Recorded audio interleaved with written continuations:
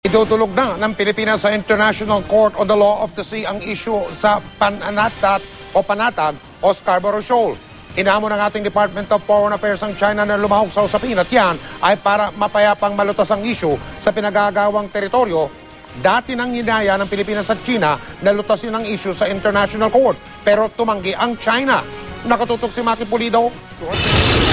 Nakabalik na sa Qionghai City sa Hainan Province sa China ang 2 sa 12 fishing vessel na nahuli ng Philippine Navy noong isang linggo sa Panatag o Scarborough Shoal na may kargang mga yamang dagat. Ayon sa may-ari ng isa sa 2 barko, panahon pa raw ng kanilang mga ninuno ay nangingisda na sila sa Panatag Shoal na tinatawag nilang Huangyan Island.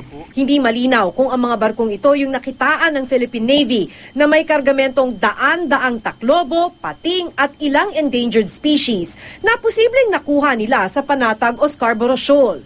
Giit ng Chinese Foreign Ministry, teritoryo nila ang Huangyan Island. Ang pangunahing sanhi raw ng tensyon doon ngayon ay ang panghihimasok ng Pilipinas sa kanilang teritoryo.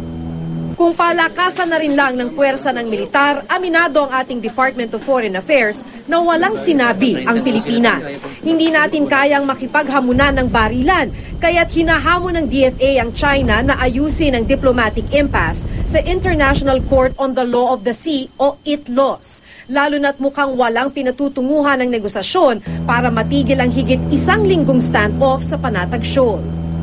Alam ng buong mundo na di hamak maraming barko at eroplano ang China kaysa sa Pilipinas. Pero alam po natin na lahat ng mga bansa ay pantay-pantay sa mata ng international law.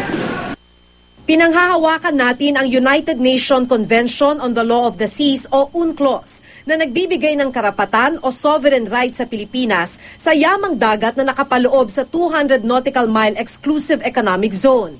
124 nautical miles ang layo ng Panatag Shoal mula Zambales, 471 miles ang layo nito mula sa Hainan Province ng China. Para maging legally binding ang desisyon ng ITLOS, dapat pumayag ang China na lumahok sa international intervention. Yung dalawang panig ay nagmamatigas sa kanilang mga posisyon at mayroong impasse nga, may stand-off doon sa kanilang posisyon. So para malaman na natin kung sino talaga yung may sovereign rights, we are inviting the Chinese government to go with us to ITLOS. Binanggit na ito kahapon ng DFA kay Chinese Ambassador Ma Keqing pero wala pa raw sagot. Sa pahayag ngayong araw ng Chinese Embassy, sinabi nitong hindi pwedeng gamiting dahilan ng Pilipinas ang UNCLOS. Malinaw din naman daw kasi sa UNCLOS na hindi sakop ng 200 nautical mile EEZ ang teritoryo ng ibang bansa. Giit ng China, bahagi ng teritoryo nila ang Panatag Shoal. Kung ayaw nila pumunta sa ITLOS or to any dispute settlement mechanism under UNCLOS, hindi sila prepared to validate their claims. And if they are prepared to validate their claims, then they should go with us to ITLOS.